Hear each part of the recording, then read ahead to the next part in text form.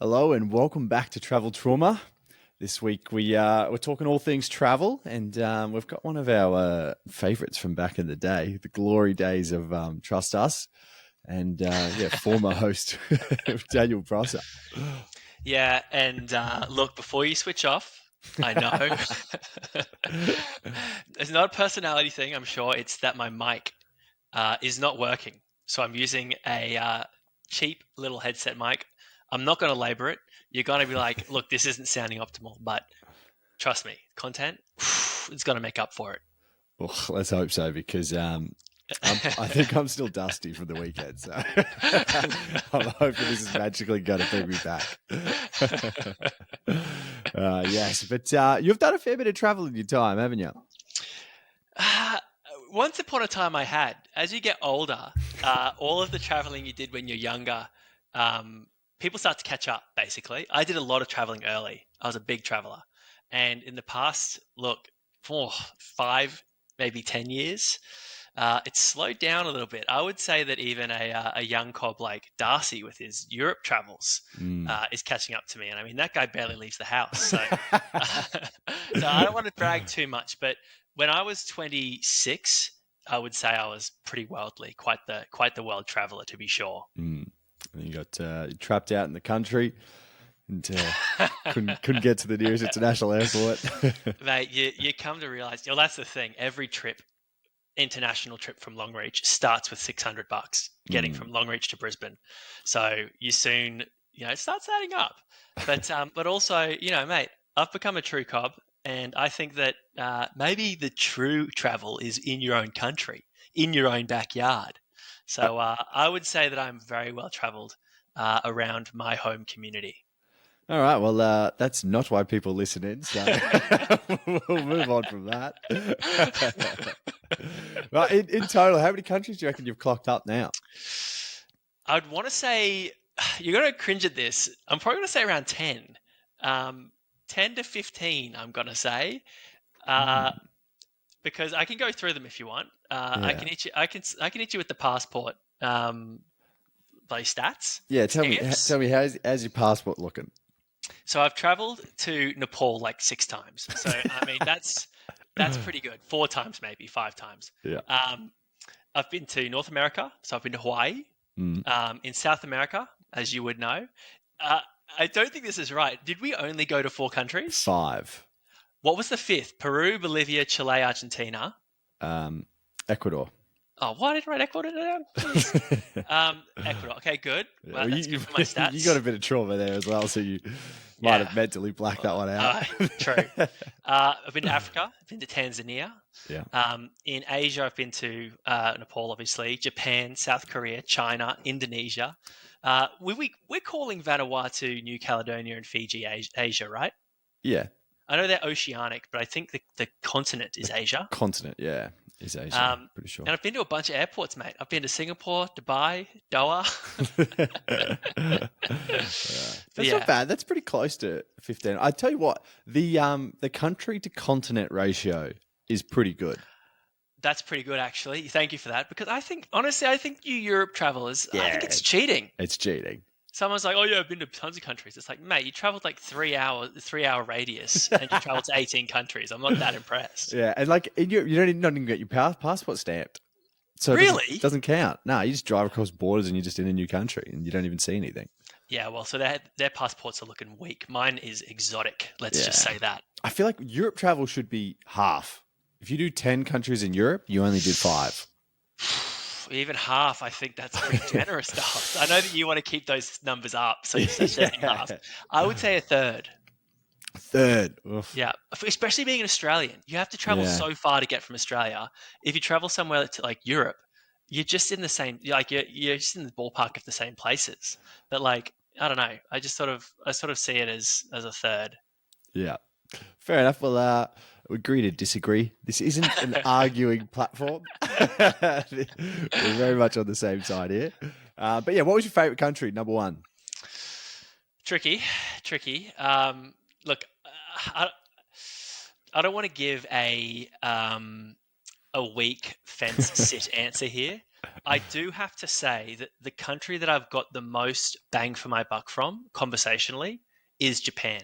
Mm, Japan is such a popular country that having traveled to Japan means that you're opened up to a lot of conversations with people. So you find that you're mostly talking about Japan with people, which really cements all of the memories because you can like forensically remember everything because you're always talking about it. So purely from like a bang for buck, definitely Japan. And I rave about Japan. The public transport in Japan or the transport in general is just insane. It is the best feature of any country I've been to. It is mm. impeccable.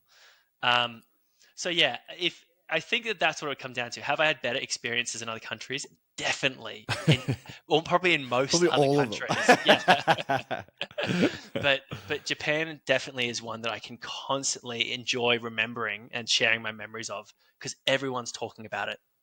Mm. Well, we're not talking about that today because we're actually going to be talking about Peru, Oh, which so many good memories in Peru. it was interesting because we were discussing which South American country to pick, and we're like, okay, let's pick one that's not going to be just like a silly drunken story, sort of one that sort of naturally happened. Mm. But then at the same time, I was also listing some of the other things that happened, which we'll get into a little bit later. And Oof.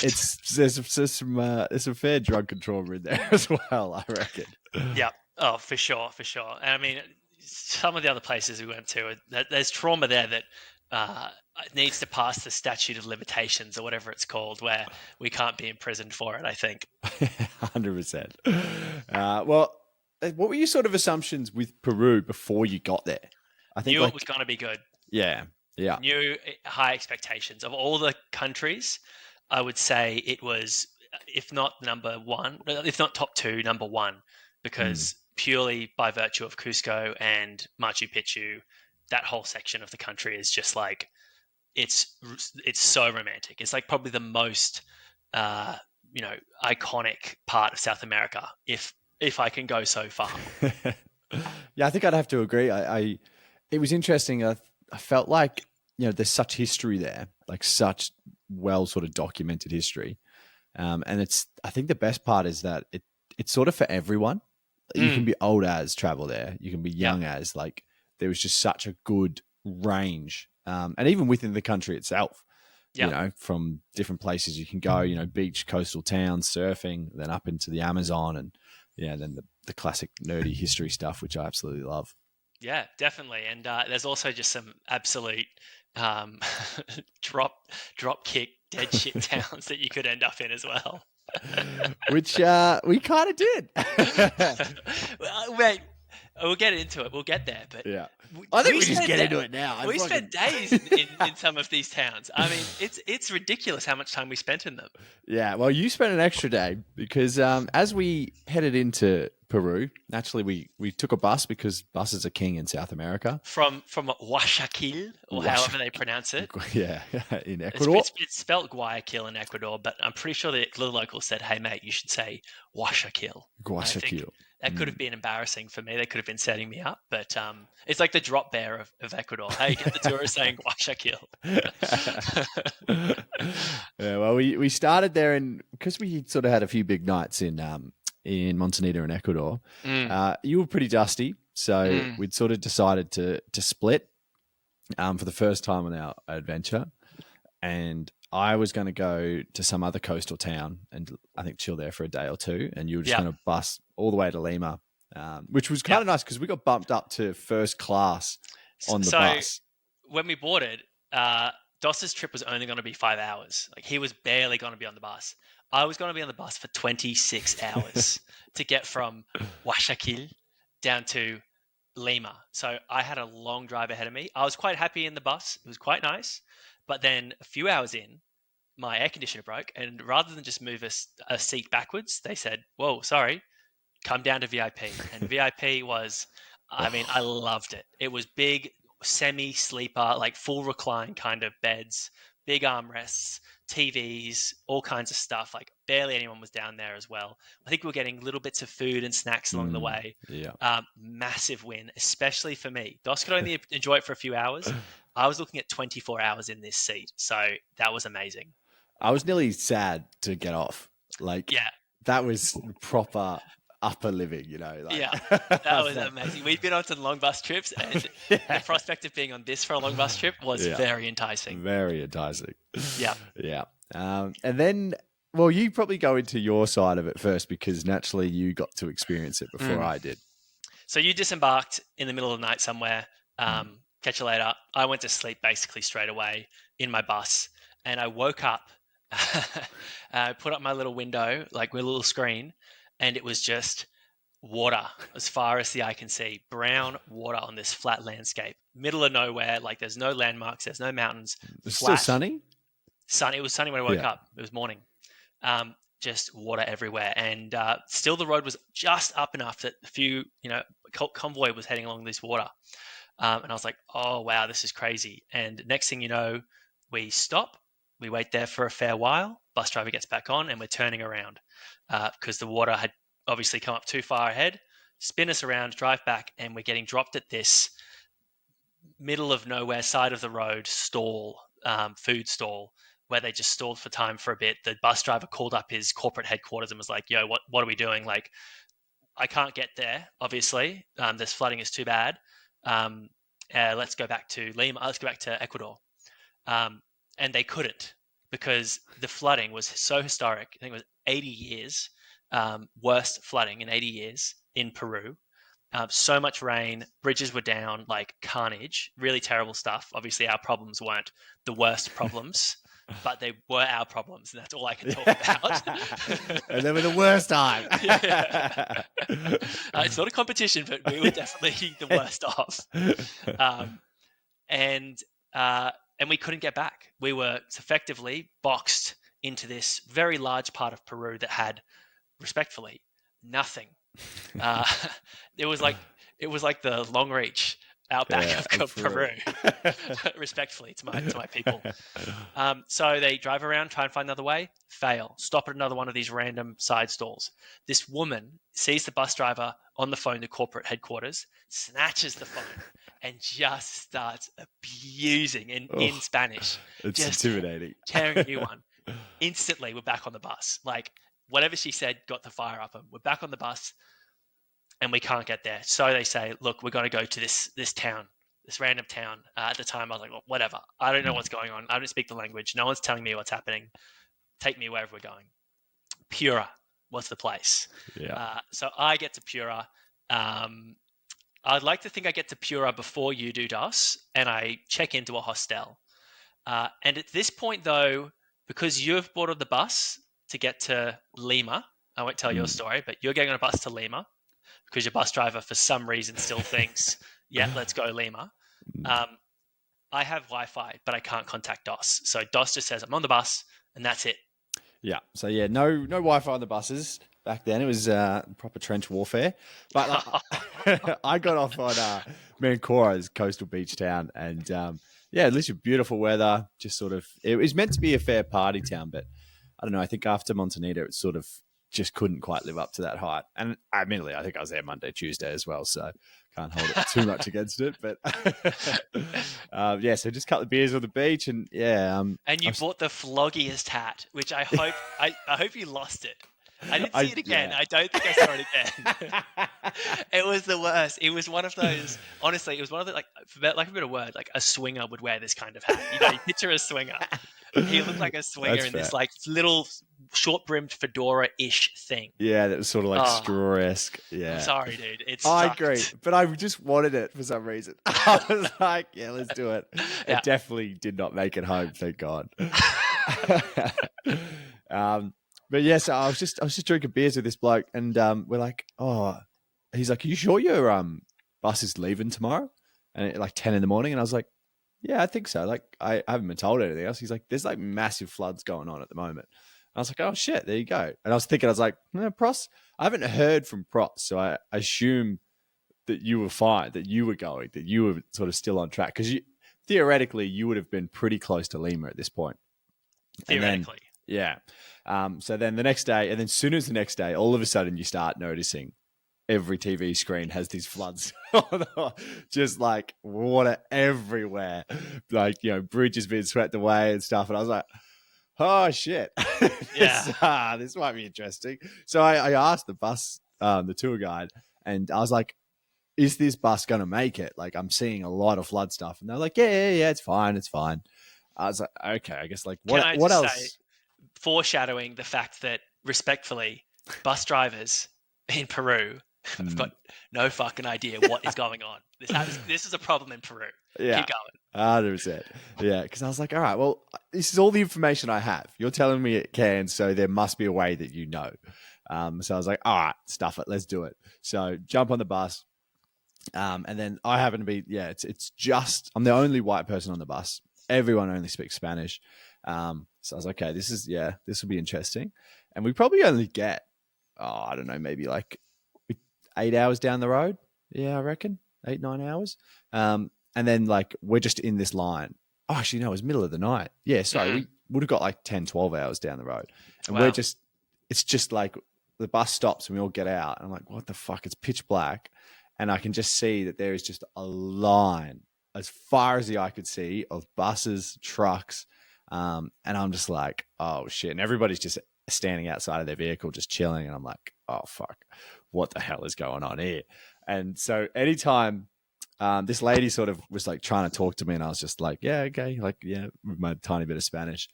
She was laughing at it. I think we're flirting. It was great. Oh, But yeah. And then the bus driver realized, he's like, yeah, this poor guy's got no idea what's going on.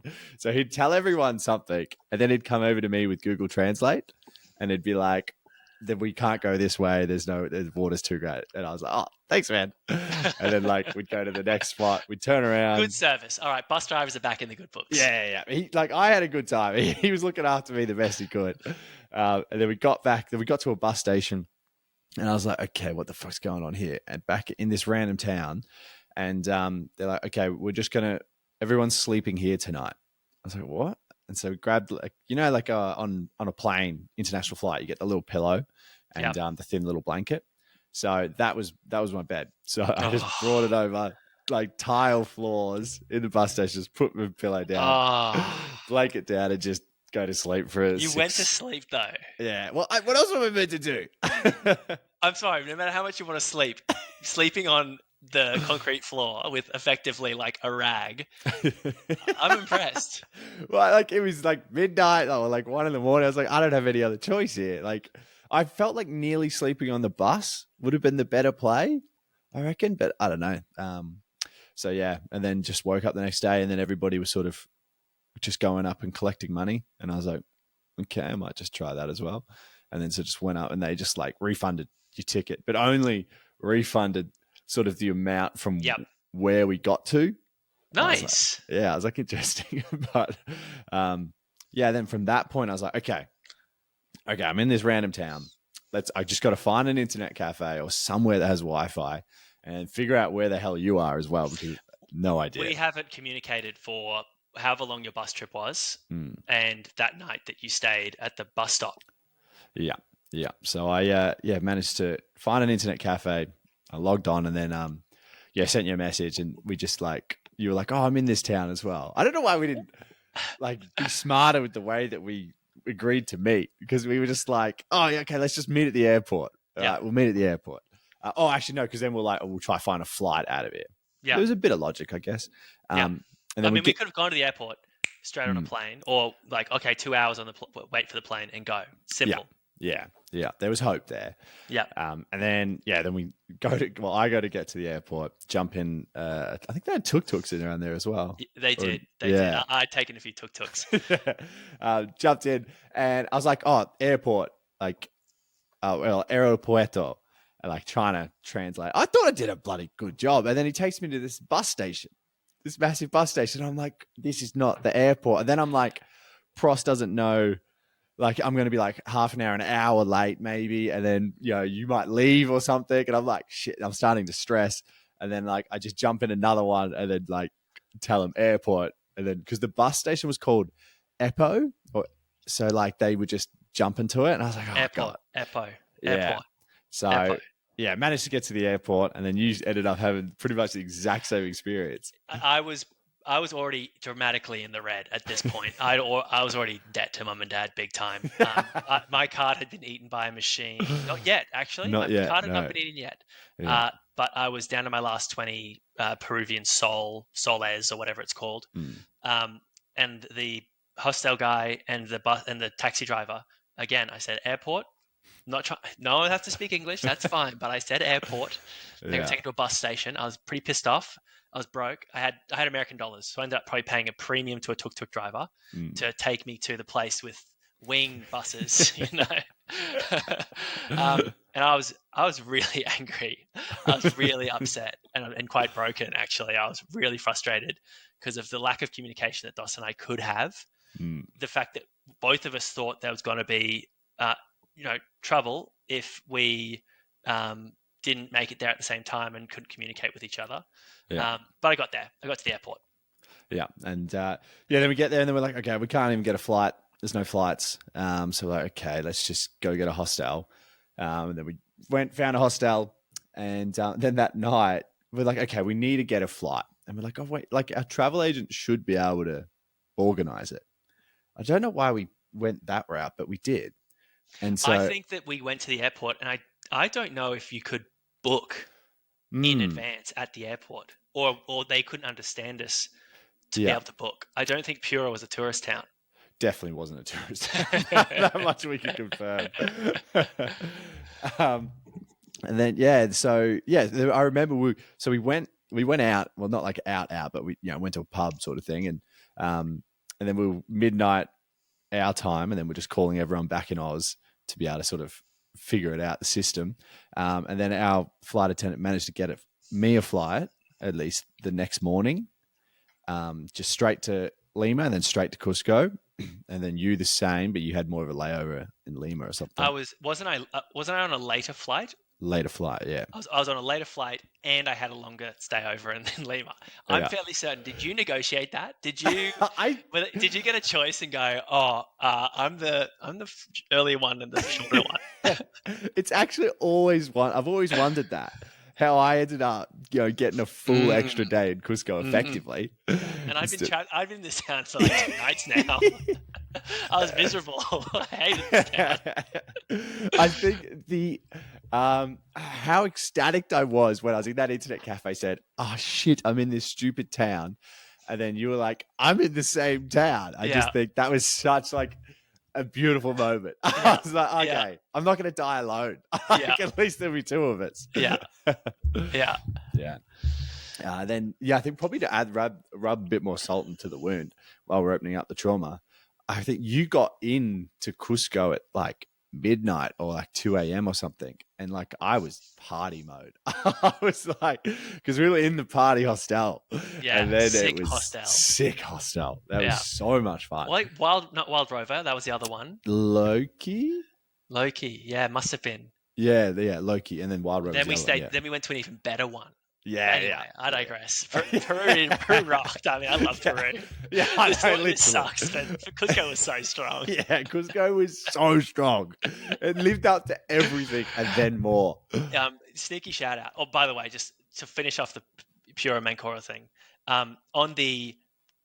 when Dos and I together were trying to get to the airport, and Dos was saying aeropuerto, for the third time in 2 days, we were on our way to the bus station. And Dos was like, I don't know if you drew a plane or you wrote down. I drew a plane and then did the hands like in the back of the taxi trying to pretend to be a plane. And finally he said, airport sounds like Epo. That's what that's. And I was like, oh, obviously, we're idiots. I mean, you should have known better. You were speaking Spanish. That's what I thought. I really nailed it too. Yeah. But I guess to them, airport or an airplane isn't an airport. Yeah, aeropuerto sounds like air and port. I would have thought so. And there was another time we asked for a towel. Can I please have a towel? Oh, towel. And they're like, no. And then we point out, it's like, oh, towello. I was like, I can see it. It's like, towello, come on. I just want to say as well, if you go on to watch our stories on YouTube, and there's some good stuff in there to be sure. The transition from the Pura Mancora episode Cusco episode, just how the Puro Mikora ends with us getting on a plane, and the start of the Cusco episode being like us on the street, fucking super lively music. Yeah. That's such a good transition. I was Yeah. watching it today. And I was like, "Wow, that's like an instant boost back in Cusco, baby." It's crazy how quickly we just sort of instantly forgot like Yeah. the trauma we just experienced for the last few days of just Yeah. proper travel struggles. Great town. Yeah. And then, oh, mate, that, and then, oh, this is a shout out to Flo. This is how we met our big German friend. Yeah. At a different party hostel. We actually stayed in all the party hostels in Cusco. We didn't stay at Wild Rover, did we? I thought we did a night. We went to a the party end. there. Okay, we definitely went to a party there. But yeah, then this other one, and then this St. German, Patrick's Day at Wild Rover. yeah, which was like 3 days. Yeah. I swear. Yeah. But this German guy was just doing a beer sculling competition, and he was sort of the underdog coming into the final, and he manages to win. And then we were literally just like, "Hey, Alemania," which is German and Spanish. I was like, "You're sitting with us." He came and sat with us. And then the next day he was like, "Oh, do you guys want to come on this adventure trek up to Peru? That's to Machu Picchu." And then that's when we did the whitewater rafting, mountain bike riding, hot springs, Inca Trail, and then Machu Picchu. Zip lining. Zip lining. Yeah, all for like $140 US, which is just pittance. Yeah. Yeah. No, that was pretty unreal. That was so good. Oh yeah, so good. Yeah. Peru, like Japan's. I talk about Japan the most, but man, I wish I could talk about some of those South American countries a little more. You know, I loved it. They were so fun, fun, so cool. I think I fell in love in Peru as well. You did. Shout out to the British backpackers of the world. Yeah, and I can't comment. You know, it's a different time. It was a different time. It's a different world. This is pre-COVID, guys. I mean, I don't know what to tell you. Yeah, no, that was definitely good fun. I think Peru's my number one. Some people were shit canning it before we got there. They're like, oh, it's a bit of this, bit of that. I thought they were saying it was too obvious. It was like too like it's what you expect. And I mean, if it was what I expected, it was still awesome. You know, like I'm not complaining about my expectations being met. They were surpassed, but if they'd been met, that's what you want. Literally, isn't that what you sign up for? That's what you sign up for. Yeah, I'd say it was. Yeah, it was imagine if some of these like trips to Machu Picchu, 7-day trip, was just like all the things it could be. You know, it's like, it could be. You could see a fucking UFO that's going to survey Machu Picchu because it's an alien, whatever. It's like, no, they tell you what's on the can, and if you get it, you're happy. Yeah, it tastes good. It does surpass it, but still. Yep. And I actually recommend do the adventure trek, not the Inca Trail multi-day hike. Like, there's not really any benefit of doing that hike for the fact that it's $700 US more. I think there might be a demographic gap between what we did, which was like Kentucky to a historically significant site, and the Inca Trail, which is probably more of like a true expedition type experience. It's just a rip-off. Like, that is an insane rip-off. Like, and if you did the Inca Trail there, you'd nearly pay half price as well. So like, don't ever book online for that sort of stuff because it is just tourist trap. But once you get there, you'd be able to get nearly half price. You'll get on it. Easy. If not, then you just jump on. We could do the train as well, like do the open roof train. That'd be pretty cool. Would be. Yeah, if you got the coin. We could be like peasants like us and walk the whole track. Yeah. Looking both ways, like walking, crossing a bridge and looking behind you like, we're sure the train's not going to come through here, right? Yeah. And then what was the last piece of trauma? Oh, our tour guide. Oh, fuck. I nearly forgot to even. Oh, this is proper trauma. There's blood and guts and everything in this one. Man, this was one of those situations where it's like, for me, it was a fight or flight situation at a time when flight was so much more appealing to me, because Dos, you might prefer to tell this one, just because you and Flo have more of a history. So go ahead. You picking the other side. You're on the tour guide side. We were taking bets. I mean, my guy went down. I admit, my guy lost, but it wasn't a fair fight. The environment played too much of a factor. Yeah, it definitely contributed. Yeah. So basically, we had this tour guide, and he loved his like wrestling. So like Peruvians have a certain style of wrestling that they do. Can we both agree as well that he seemed like a super cool guy? Initially, yes. Yes, he Yeah. seemed like a super cool guy. Yeah. He was really a handsome dude, strong dude, true like. I think he was of Incan bloodline, so Yeah. he says. I would spin that yarn too if I was, local. I'd be like, yeah, tourist, I'm Incan. He was short, stocky, handsome dude, charming, charismatic, very charming, perhaps attempting to be charming to the women. But anyway, I'll let you carry on. Yeah. So basically, so this guy, he challenges our big German friend who's massive, 6'4", 6'5", shredded, jujitsu. And You so, just had to outdo my description of this guy. It's Flo with the biggest glaze I've ever heard. I would say Flo is well and truly better looking rooster. No, Flo's a true specimen. Tall, German, blonde, a lot of the credit where it's due, definitely. And then but he's a very chill guy. Like he doesn't want to fight, he doesn't want to do anything like that. But this tour guide's just sort of into him a little bit, and then like, all right, let's do a wrestle in our room. There was a backstory though with the girls, wasn't there? Not at this stage. Oh no, not at this stage. No, at this point we thought it was two innocent guys wrestling. And the boys having a bit of a grapple. Yeah. So they're in our dorm room. There's about 5 of us in there. A few people left because they're like, fuck, I'm not watching this. And they're going at it, just sort of wrestling. And then the Incan guys got our German mate sort of in a decent hold. But our German guy's just so big that he just sort of picks him up and just flips him. It was kind of like the hold. If the wrestle stayed, our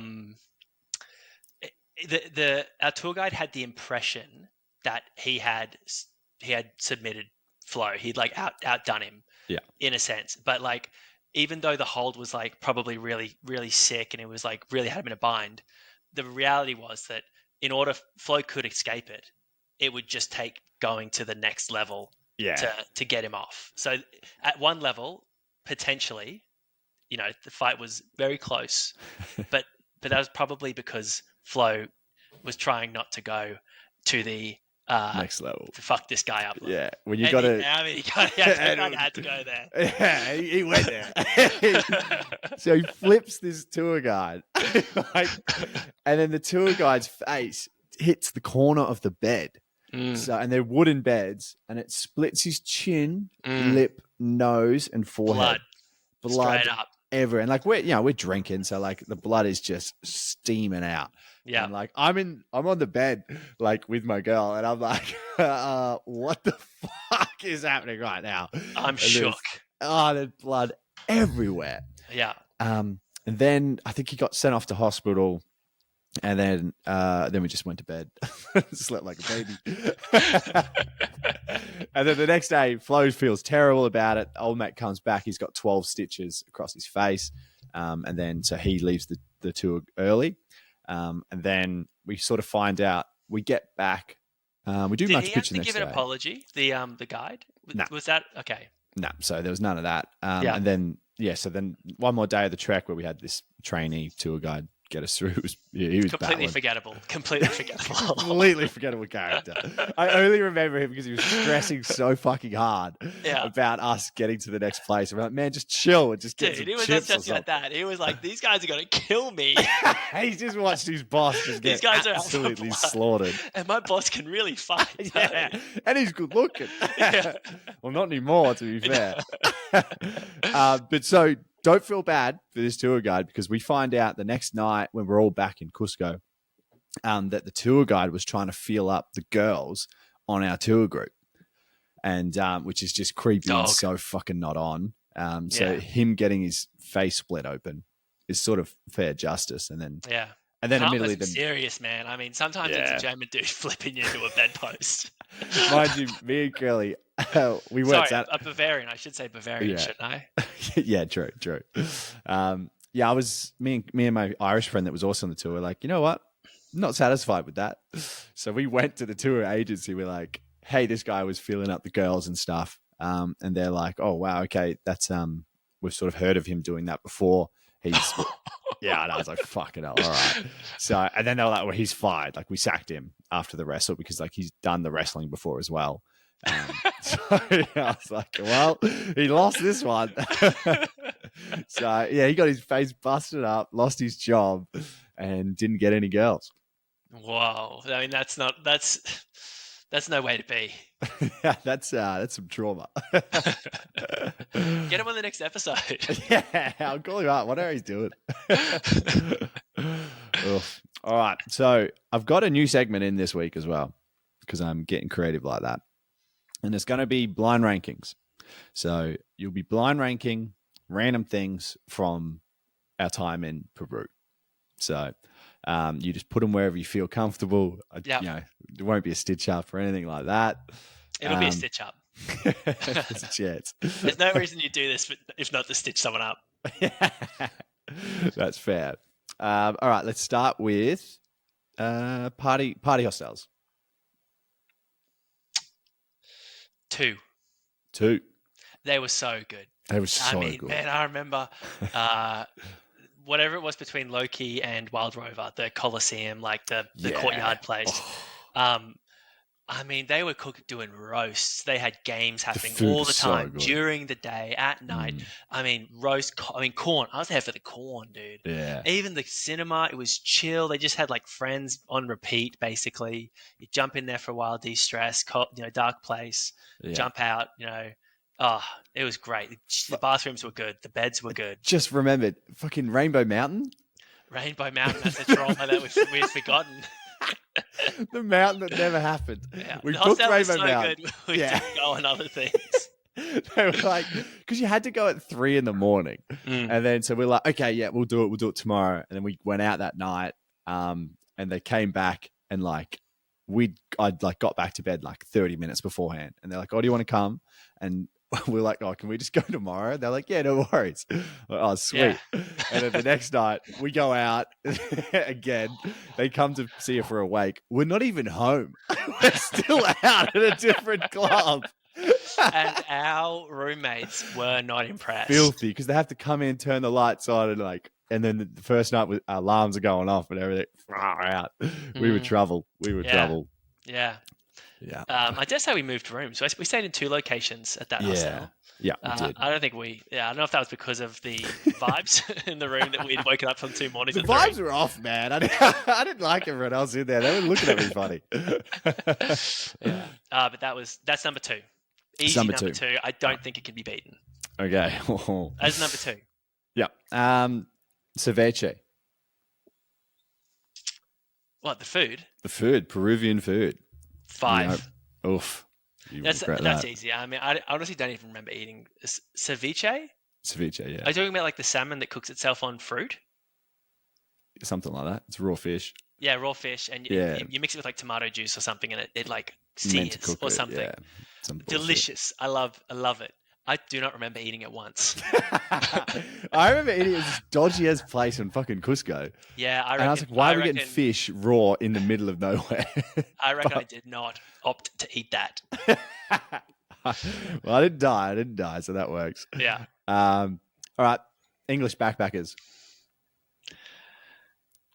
All right, 1. Look, I'm going to go with 3 on this one. Yeah, they're good. We've got a good relationship. There's a bit of a back and forth between Australians and Brits. It's nice actually, and they were good. The ones that we met were good value, definitely. Yeah. All right. Machu Picchu. Sheesh, this is tough, isn't it? I'm going to go with 4. You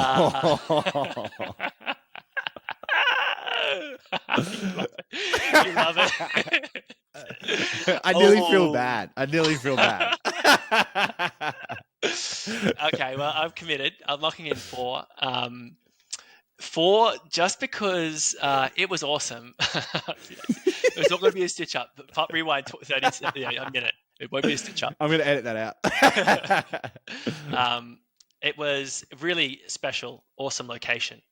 Um, but of the entire trip, it's probably one of the least memorable parts for me. It's good picks, but Yeah. yeah. And the last one is sexual harassing tour guides. You got that at one. Oh, you're a pig. You're a bad man. I'm on the wrong side of history, man. What can I say? I knew you were talking up that guy for being so handsome. I was like, but what were they wearing? jeez. No. Terrible. Yes, I ranked it number one, but I think I don't necessarily think that it reflects my true feelings. And I was pretty psyched when I found out that karma had been inadvertently served on a night that I was like white as a sheet watching true violence occur. Yeah, I think that's the only time I've really seen that amount of blood. Faces, man, it takes nothing to bleed. It's so like everything's just so, I don't know what the term is, but you just nick yourself on the face and it's squirting. And he more than nicked himself, that's for sure. Yeah. All right, the final ranking, just the three measures of how I like to measure a country. How was the party scene out of 10? In Peru, I would say the party scene was a 9. It wasn't a 10 on the grounds that I tried to have a good time in Pura, and I don't recall that being a particular. Even the hostel, I think it was weird. I don't think they'd ever experienced a full hostel before. And I think there were some digital nomads there that were dull, just dull. Yeah, if you're a digital nomad in fucking Pura, they're like, I've been actually do some work now. Like they're like, I've been having fun in all these places. I need to earn some money. This is the place I'm going to do it. They're there locking in. Yeah. What would you say? I think is 9 too much? No, for me, I reckon it fucking would be pretty close. Cusco, man, those nights were just so consistently good, and we went to different venues all the time. No, you couldn't miss. Yeah, I think it has to be there. Yeah. Then plus, I made sweet love. And how was the culture? I'm going to go with a. You didn't even eat ceviche. No, but I really loved on our trip. I'm gonna go with a. It's tough not to give it a 9, bro. I'll be honest with you. Even though Machu Picchu was awesome and amazing, but not but not necessarily even the most memorable part of that part of the trip. The history of it all, the fact that the towns, the old parts of the towns, and these encampments, they're all shaped like, they were geographically shaped like condors, pumas, jaguars, whatever's. Like brilliant stuff, and it lends itself to folklore about aliens being the ones that assisted in the construction of them. That's what our tour guide thought. He was not even like suggesting it as a possible thing. He said, "I've got Incan heritage. Aliens helped us do all this stuff." Yeah, fuck you. You'd believe anything that tour guide said, wouldn't you? Number 1, baby. There you go. Yeah, I would say it's a strong 9. A very, very cool place, very cultural place. Didn't feel the culture too much. Actually, I don't want to talk about why I didn't feel the culture too much down out of the mountains. Probably because it was going through some pretty terrible flooding. But yeah, Cusco carried it big time. Yeah. Nature itself. I want to give it a. I mean, do I factor in the floods to that? Because I mean, that takes it down to like a 3. See, I thought that was cool. I want a risky country. Yeah, it all worked out for us, so and that's it fine. Didn't rain. No, anywhere it rained where we were. Probably rained I don't remember it raining once. No, I would give it I'd give it an 8. I reckon. I think the water was really cool. The rushing rivers. Whitewater rafting. Yeah, sick. I might give it a 7. Yeah. All right. Yeah. That's probably fair. The beach was pretty nice, but not. It's so hard growing up in Noosa. You just get so picky with the beaches. Yeah. Yeah. I saw videos of the beach and I was just like, meh. Yeah. Yeah. And would you go again? Hell yeah. Hell yeah. I mean, I would always be like afterwards, oh, where would I go back to? And then I'd be like, definitely Peru. And then I'd be like, oh, definitely in Bolivia as well. And then, probably maybe Argentina again, but I think Peru and Bolivia just stood out as the countries I want to return to, just because I feel like I barely scraped the surface. And I didn't. I barely scraped the surface in Chile and Argentina and Ecuador. Yeah. Maybe not Ecuador. I might have finished Ecuador. We did a bit there. Galapagos Islands. That's all you really need. No, I don't mean that. Shout out the Ecuadorian listeners. But yeah, Peru is a definite returner for sure. Yeah, that's fair. And I've got a hot tip that I just remembered, something that you should do when you do it. We did it by complete accident, but when you do Cusco and like go into Bolivia and all those sort of places, you want to do it from Lima to Cusco because of the height. So like a lot of people we bumped into were coming from Bolivia to Peru and Cusco. Because they did that, the Bolivia is 6,000 meters up, 5,000 meters up, like the altitude sickness. Most of them experienced it in some way, but because we came up from sea level to 2,000 meters in Cusco, it was sort of the perfect adjustment. And then when we went to Lake Titicaca, Copacabana, that was 4,000 meters, and then we were fine. And then by the time we got to Bolivia, we were sweet. Didn't even actually factor in at all. As a thing, because it just wasn't affecting us, and then to find out that actually, hey, we're altitude is nuts at the moment, and even the professional soccer players from Argentina are struggling to cope. I was like, oh wow, we've adjusted easily. Yeah. I'm still haunted by when that old lady walked past me going up a hill in fucking Bolivia. I couldn't believe it. Full shopping bags. I was like, what? That was incredible, crazy. Nick. Incredible, Nick. Oh yeah. But that's all we got for Peru. Who knows? We might have Mr. Prosser on for a different country at some stage.